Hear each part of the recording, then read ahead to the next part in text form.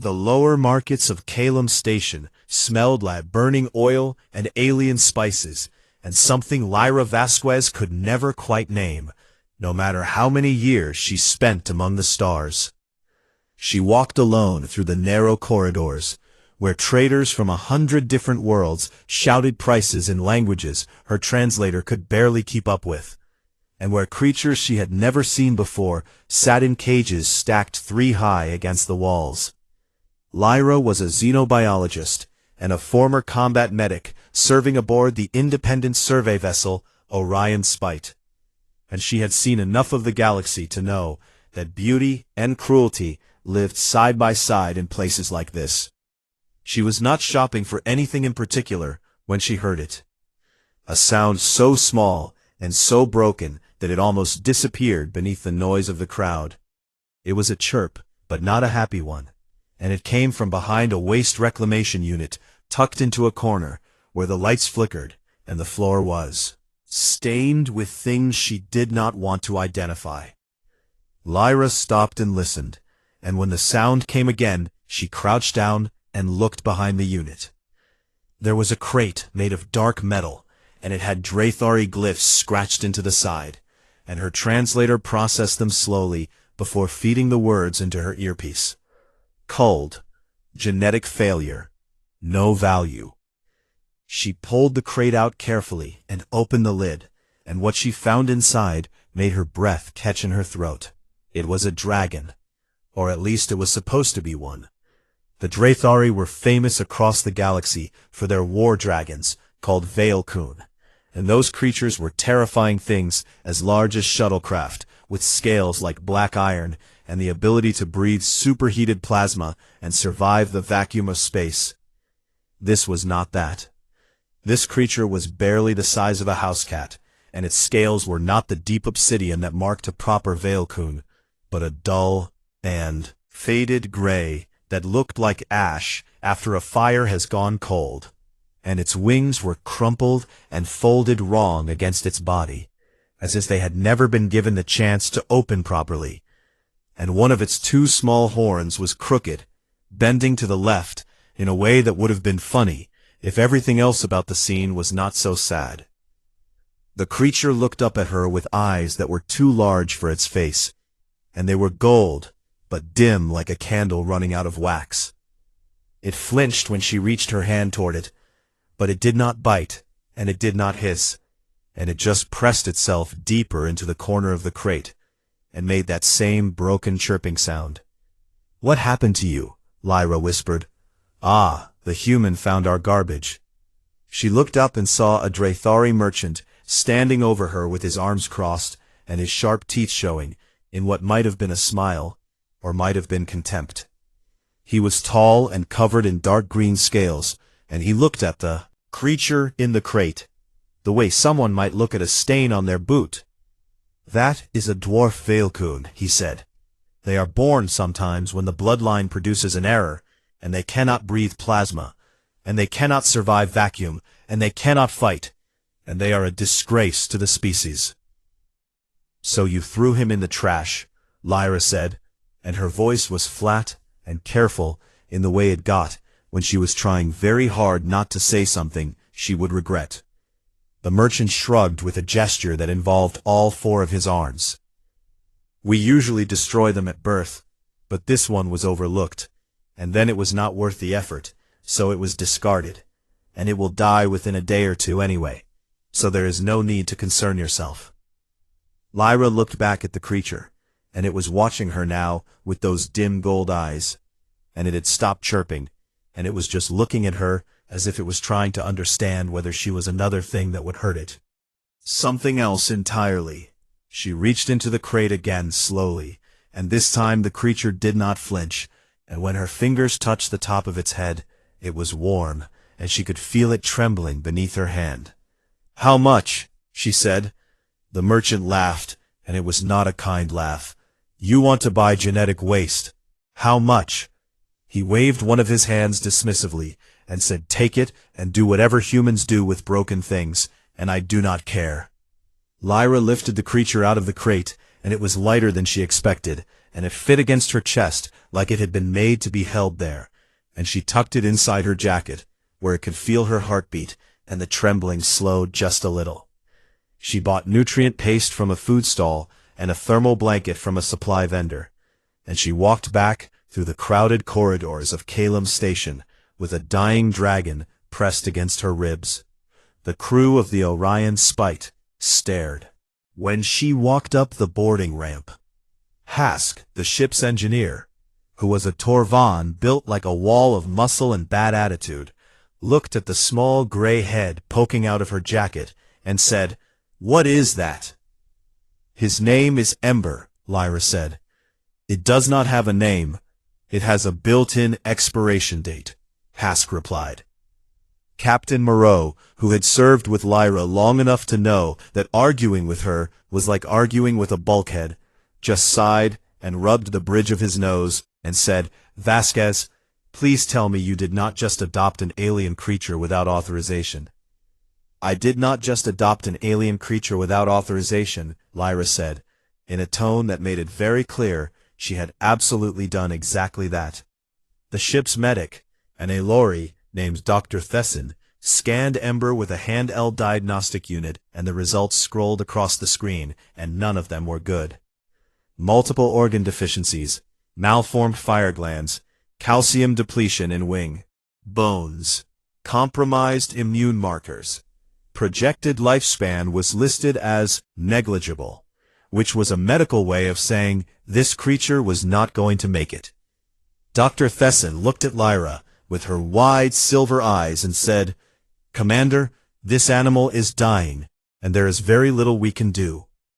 Lyra held Ember a little closer, and the tiny dragon made a sound that was not quite a chirp and not quite a purr, but something in between, and he pressed his crooked horn against her collarbone. "Then I guess we had better start doing what we can," she said. And that was how the crew of the Orion Spite ended up with a dying dragon and a stubborn human woman who refused to let the galaxy decide what had value and what did not. Ember would not eat, and Lyra tried everything she could think of.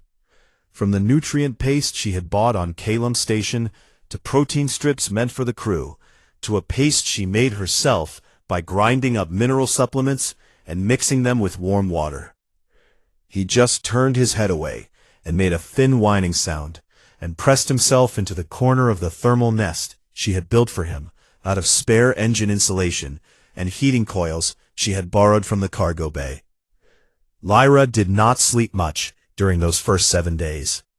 She sat beside his nest in her quarters, with her datapad balanced on her knee, reading everything she could find about Veilkun biology, and cross-referencing it with human veterinary science and avian care manuals and reptilian husbandry guides from 3 different species. The Draythari did not publish much about their war dragons, because the creatures were considered military assets, and their biology was classified. Resourceful and stubborn, and she found fragments of research papers and old trade records and breeding logs that had been carelessly left in public databases. She learned that Veilkun absorbed minerals through their scales from the volcanic soil of the Draythari homeworld, and that without those minerals, their bones would weaken and their organs would slowly shut down. She spent an entire night in the ship's small laboratory, synthesizing a mineral bath from the chemical stores on board. And when she lowered Ember into the warm solution for the first time, he stopped whining, and his eyes, which had been half closed for days, opened fully, and he looked up at her with something that might have been surprise. The next morning, he ate. It was only a tiny amount of the nutrient paste, but Lyra sat on the floor of her quarters and cried, because it meant he was choosing to live. By the end of the 2nd week, Ember was eating regularly, and his scales, which had been that dull gleam, were slowly regaining a healthy shine. Ash gray were beginning to change, and they did not turn black like a proper Veilkun, but instead took on a faint silver sheen that caught the light when he moved, and Lyra thought it was the most beautiful thing she had ever seen. He began following her, At first, he just wobbled after her when she moved around her quarters, but soon he was trailing her down the corridors of the Orion Spite, on his stubby legs, moving in a clumsy waddle that made the crew stop and stare. Then he discovered her shoulder. He climbed up her arm one morning while she was working at her station, and settled himself on her shoulder, and wrapped his tail around the back of her neck. And from that moment on, that was where he lived. The crew's reaction changed slowly. Hask the engineer had been the most vocal critic of what he called Lyra's rescue project, and he made it clear every day that he thought she was wasting time and resources on something that would never amount to anything. But Ember liked warm things, and the engine room was the warmest place on the ship. And one afternoon, Lyra found Ember sitting on top of the main reactor housing, purring with his eyes closed, and Hask standing nearby, pretending very hard to be focused on a diagnostic readout. The next day, there was a small metal perch welded to the wall near the reactor, and when Lyra asked Hask about it, he said, "The creature kept sitting on the housing, and it was in my way, so I gave it somewhere else to sit, and that is all, and do not read anything into it." Ember began greeting each crew member differently, as if he understood that they were all separate people who needed separate things. He trilled for Senna, the pilot, and she started leaving dried protein strips near her console for him. He headbutted Hask's elbow gently every time the engineer walked past, and Hask began carrying a small cloth to polish Ember's scales, even though he denied this when anyone. He purred against Captain Moreau's boots during briefings, and the captain, who had once called Ember a liability, began reaching down absently to scratch under his chin. Even Dr. Thesson, who had given Ember a death sentence in her initial scan, started keeping a warming pad in the medical bay, and would let Ember nap there while she worked. But it was not all warmth and acceptance. When the Orion Spite docked at other stations, the reactions from alien species were very different. At Velen Crossing, a Keldari diplomat watched Ember riding on Lyra's shoulder, and shook his head, and said, "Humans are sentimental to the point of evolutionary disadvantage, and this is why your species will never be taken seriously as a galactic power." Lyra smiled at him, and said nothing, because she had learned a long time ago that some arguments were not worth having with words. At Drathari Station 9, a warrior saw Ember, and his scales flushed dark with anger. He stepped into Lyra's path and said, "You carry our shame on your shoulder as if it were a trophy, and this is an insult to every Veilcoon that has ever flown into battle." Lyra looked up at the warrior, who was nearly twice her height, and said, "He is not your shame, and he is not a trophy, and his name is Ember, and he likes chin scratches and warm places, and he has never insulted anyone in his life." The warrior did not know what to do with that, and after a moment he stepped aside and let her pass. The crew talked about it sometimes during the quiet hours, when the ship was moving between systems, and the stars were streaking past the viewports. Every other species in the galaxy seemed to operate on the same principle, which was that if something was not useful, it was not worth keeping, and if something was broken, it should be discarded or destroyed. But humans did not work that way. Humans found broken things and took them home and loved them, and sometimes the broken things stayed broken, and the humans loved them anyway, and sometimes the broken things healed and became something no one had expected, and the humans loved them through that too. It was not logical, and it was not efficient, and it made no sense to any species that measured value in terms of function. But there was something powerful in it, even if no one could quite explain what that something was. 8 weeks after Lyra had pulled him from a trash crate on Kalem Station, Ember flew for the first time. It was in the cargo bay, and Lyra was standing at one end, and Senna was standing at the other. And Ember was perched on a crate between them, flapping his crumpled wings in short bursts that did not look like they should produce any lift at all. But then he launched himself into the air, and he flew, and it was not graceful, and it was not straight, and he dipped and wobbled, and his wings beat at different speeds, and he looked like a silver leaf caught in a windstorm. He made it halfway across the cargo bay before crashing into a crate of spare parts and tumbling end over end, and popping up with a bolt stuck on his crooked horn. And he chirped. It was not the broken sound from the waste reclamation unit on Calum Station, but a bright and loud and triumphant sound that filled the cargo bay like a bell. The entire crew cheered, and Hask, who would later deny it, was clapping the hardest. At the airlock, a visiting Elori trader watched the scene with an expression that shifted from confusion to discomfort to something deeper and harder to name. She watched these humans celebrating a small broken creature's first clumsy flight as if it were the most important thing in the universe. And she walked away unsettled because she was beginning to suspect that maybe for them, it was. 3 months after Lyra pulled him from the trash, Ember was a different creature. His silver scales gleamed under the ship's lights, and his gold eyes were bright and alert, and his crumpled wings had straightened enough that he could fly from one end of the Orion spite to the other, without crashing into anything most of the time.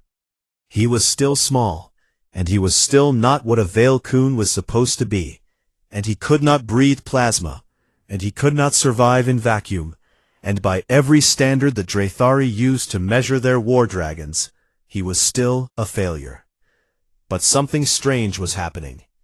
It started on a Tuesday, which Lyra would later note in her research log, because she believed that important discoveries deserved to have their day of the week recorded. She was in the engine room, reviewing a maintenance report with Hask, when Ember, who had been sleeping on his perch near the reactor, suddenly woke up and began hissing. His silver scales flared, and his crumpled wings spread wide, and he stared at a section of the port bulkhead with an intensity that neither Lyra nor Hask had ever seen from him before. "What is wrong with your creature?" Hask said. Lyra walked over to Ember and followed his gaze to the bulkhead, and she pressed her hand against the metal, and it felt normal to her, but Ember was getting more agitated, flapping down from his perch and pressing himself against the wall and scratching at it with his small claws. Hask ran a diagnostic scan on the bulkhead and went very quiet.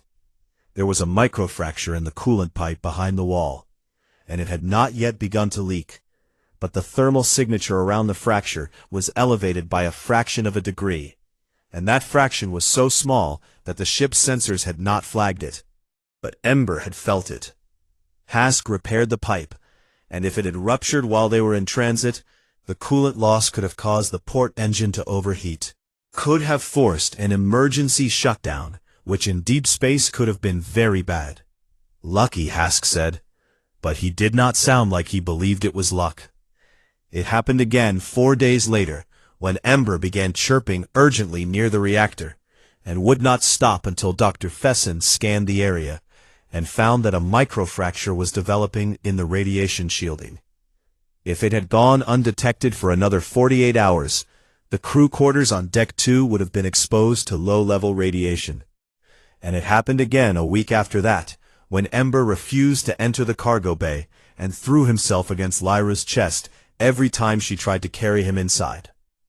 Senna discovered that a container of unstable chemical compounds had developed a slow thermal leak that could have resulted in a fire. Lyra began documenting everything. She recorded every instance of Ember reacting to something the ship's sensors had missed, and she cross-referenced his behavior with the thermal data from the areas he had flagged, and the pattern that emerged made her sit back in her chair and stare at the ceiling for a long time. Ember's fire glands were malformed, and that was why he could not breathe plasma. But the glands were not dead, and they were not inactive. And what they had done instead of producing plasma was rewire themselves into something the galaxy had never seen before. They had become thermal and radiological sensors of extraordinary sensitivity. Where a normal Veil-Kun would use those glands to generate fire, Ember used them to feel heat and radiation at levels so subtle that they were below the detection threshold of most military-grade sensor equipment. His body was not broken. It was different. And different, as Lyra had always believed, was not the same thing as useless. She wrote a paper about it, and submitted it to 3 xenobiology journals, and 2 of them rejected it, because the reviewers did not believe a dwarf Veilcoon could possess capabilities that exceeded standard detection technology, and the 3rd one published it, with a note that said the findings were extraordinary if verified. Verification came sooner than anyone expected.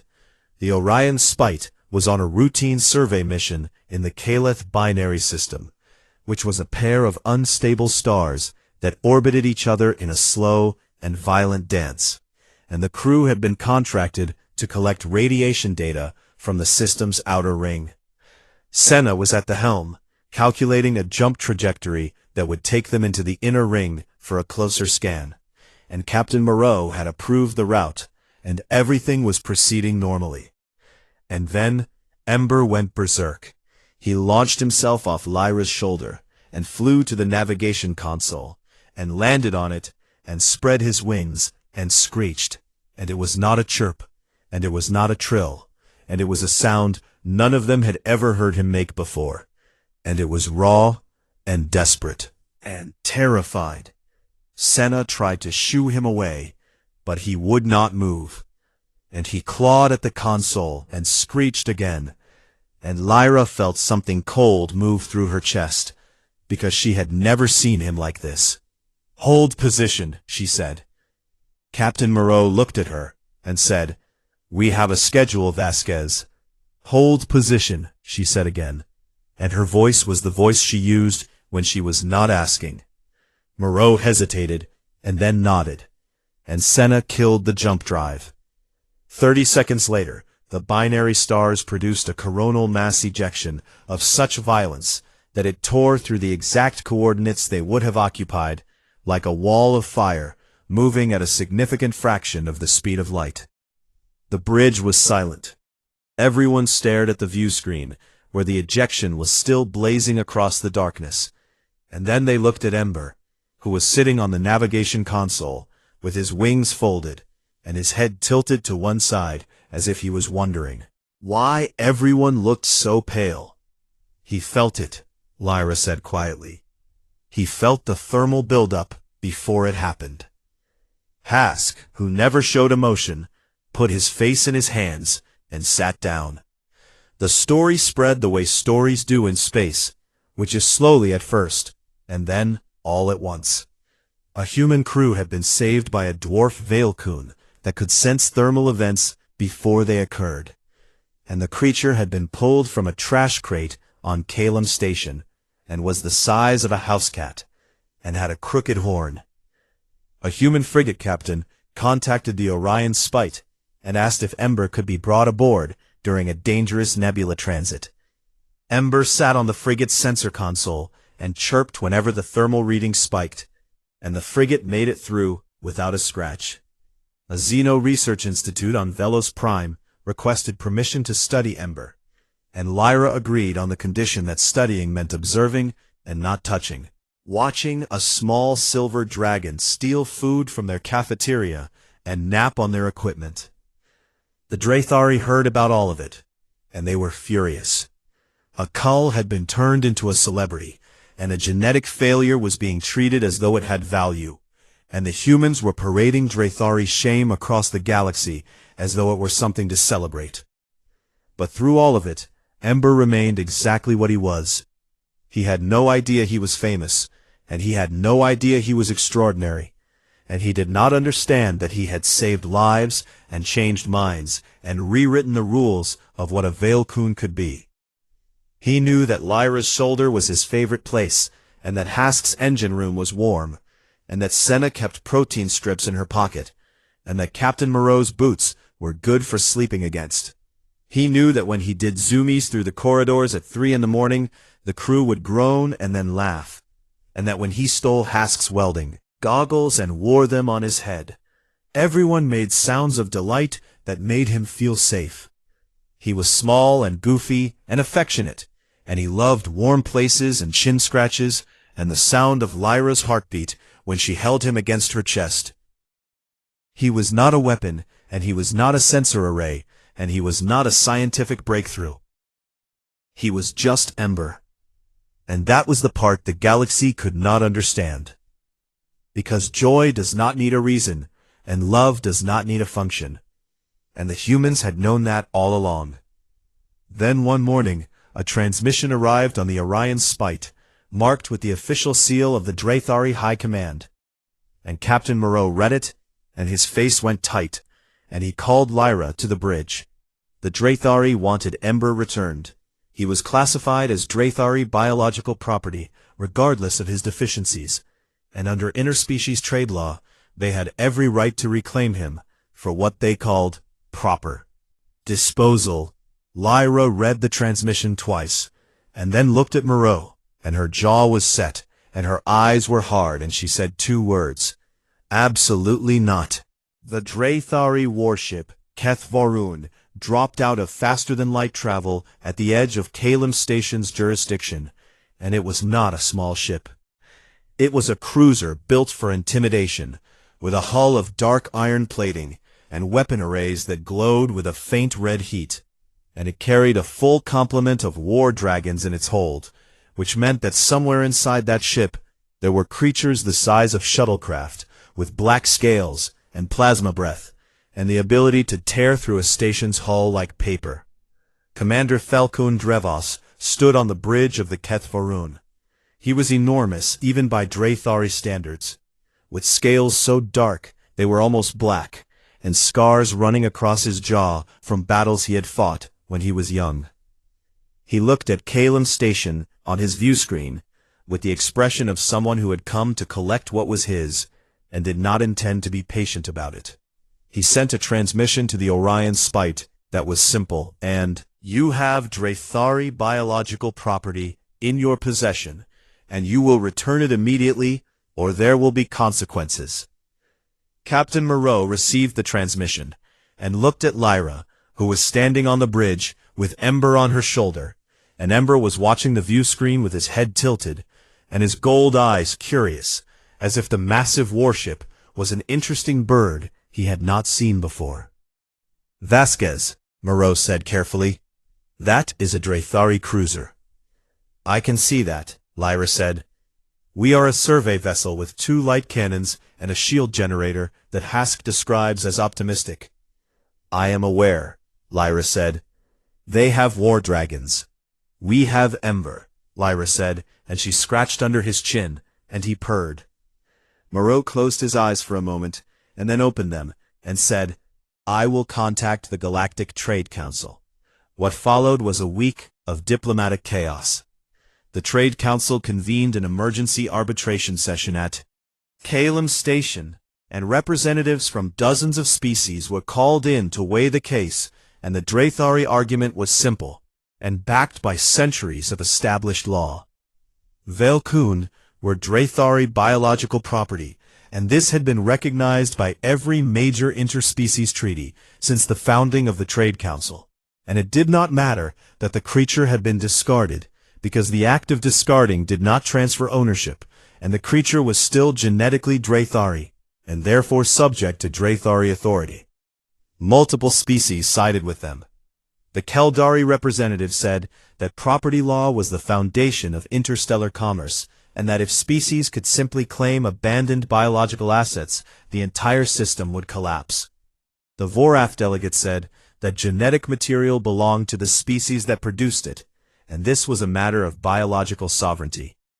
Even some of the more sympathetic species like the Elori said that while they found the Draythari practice of culling distasteful, the law was clear, and emotions could not override legal precedent.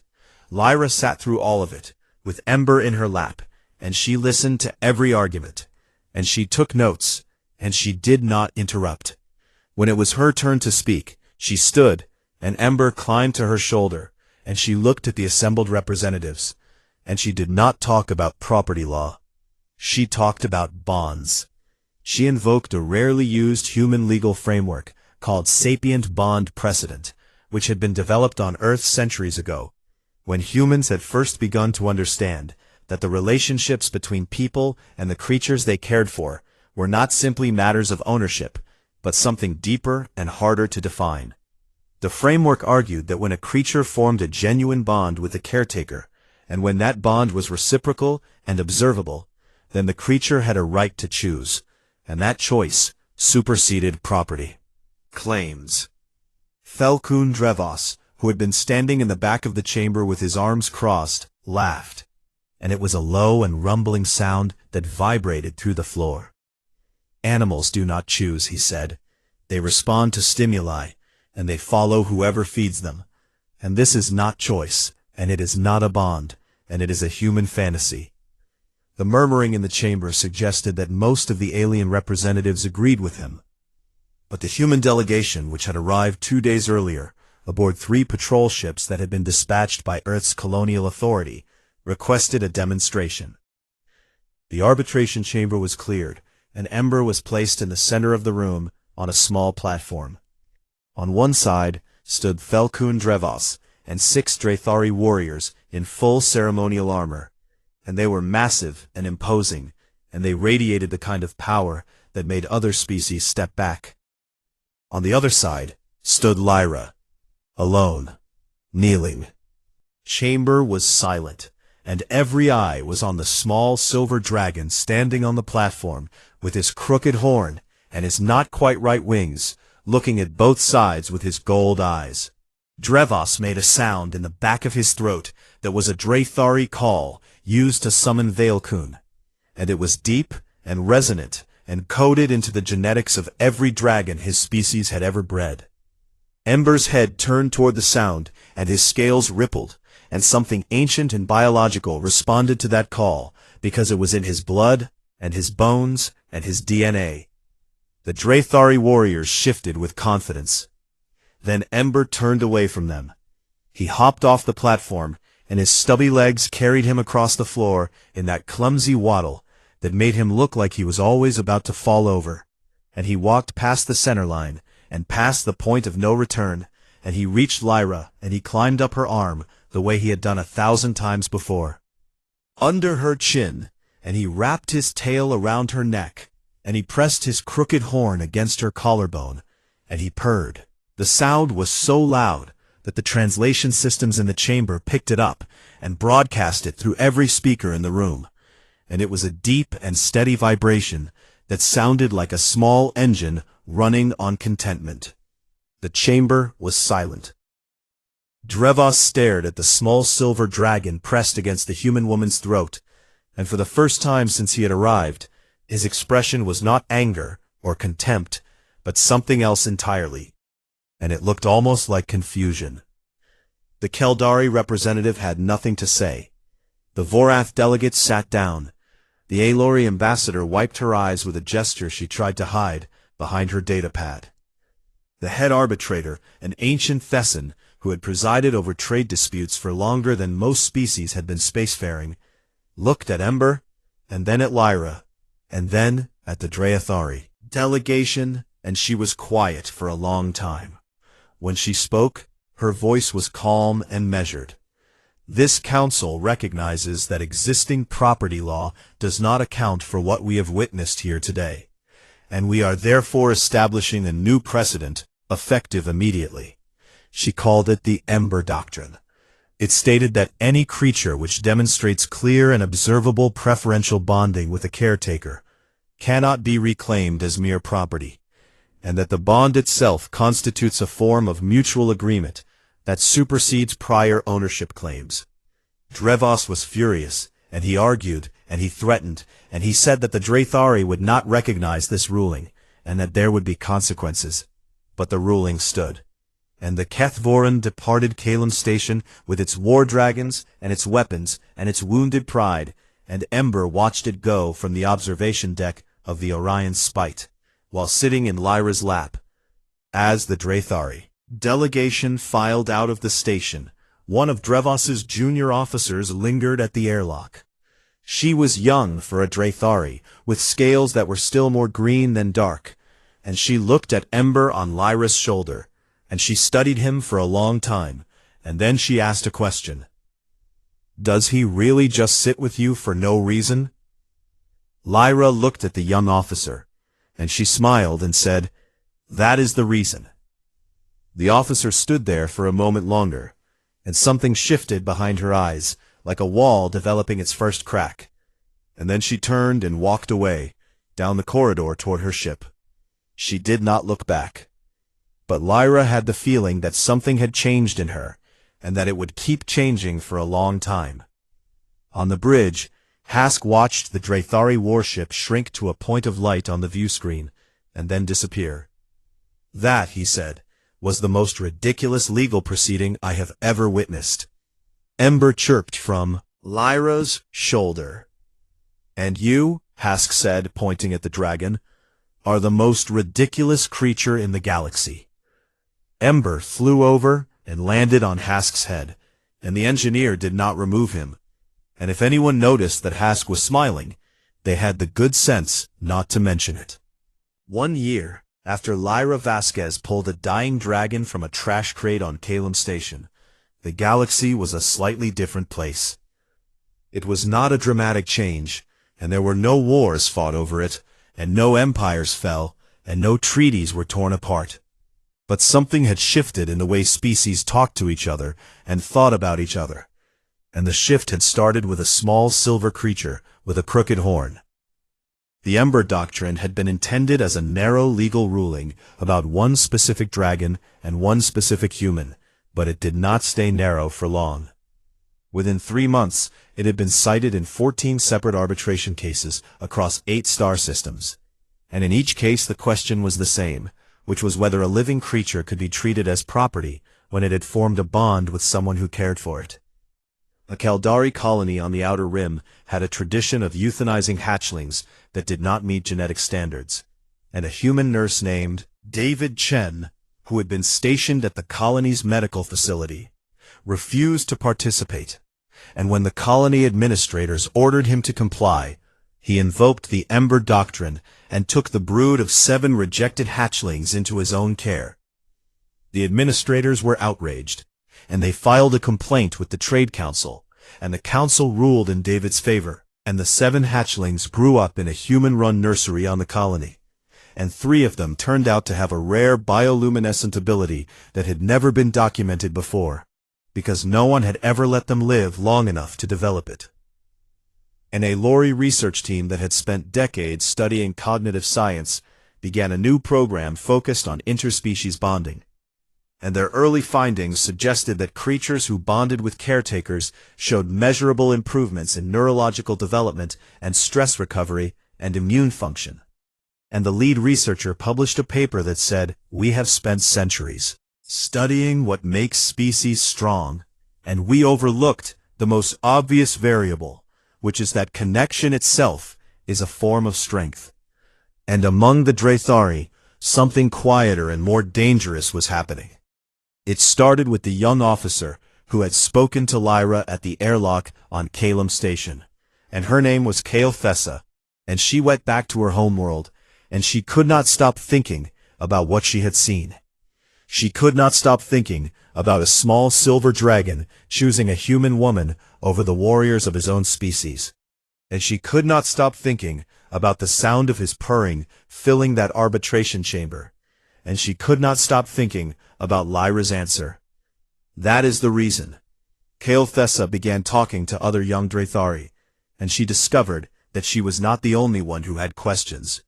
And there were breeders who had spent their entire lives destroying Dwarf Veilkun at birth, and who had always felt something wrong about it. Never had the language to say so. A quiet network formed, and it operated in secret because the Drethari High Command would not have tolerated it. And breeders began sparing Dwarf Veilkun and reaching out to human contacts through encrypted channels to find them homes. The first rescued dwarf was a tiny creature with red-tinted scales, who was smuggled off the Drethari homeworld inside a cargo container, and delivered to a human family on a frontier station. And the family named her Ruby, and she turned out to have an ability to sense electromagnetic fluctuations that made her invaluable to the station's communication engineers. The second was a pale blue dwarf, who was adopted by a retired human pilot, and who could detect gravitational anomalies at distances that made astrophysicists very excited. Each one was different, and each one had abilities that no one had ever known about, because no one had ever let them live long enough to find out. The most famous Veil Coon in the galaxy, and this was a source of endless frustration to the Drethari High Command, because their greatest war dragons, who had destroyed enemy fleets and conquered worlds, were less well known than a creature the size of a house cat, who could not breathe plasma. He had been featured on 4 interstellar news networks, and he had fallen asleep during 2 of the broadcasts. He had a fan following among human children, who sent him drawings and letters addressed to Ember the Dragon, care of the Orion's Spite. And Lyra pinned the drawings on the wall of her quarters until the wall ran out of space, and then she started on the ceiling. He had saved his crew 17 times since the incident in the Calith binary system. And each time he had sensed something the ship's instruments had missed, and each time he had screamed, or chirped, or clawed at consoles until someone listened. But he did not know any of that. He did not know he was famous. And he did not know he had changed interspecies law. And he did not know that there were Dwarf Veil Coon alive today because of him. He knew that mornings were for sitting on Lyra's shoulder while she drank her coffee, and that the engine room was warm in the afternoons, and that Hask would polish his scales if he headbutted the engineer's elbow at the right time, and that Senna always had snacks, and that Captain Moreau's voice was deep and steady and good for sleeping to. He knew that the ship was his home, and the crew was his family, and that he was safe, and that he was loved. On the anniversary of his rescue, the crew gathered on the observation deck of the Orion Spite, which was docked at a small frontier station on the edge of explored space, and the viewports looked out onto a violet nebula that rippled and shifted like a living thing.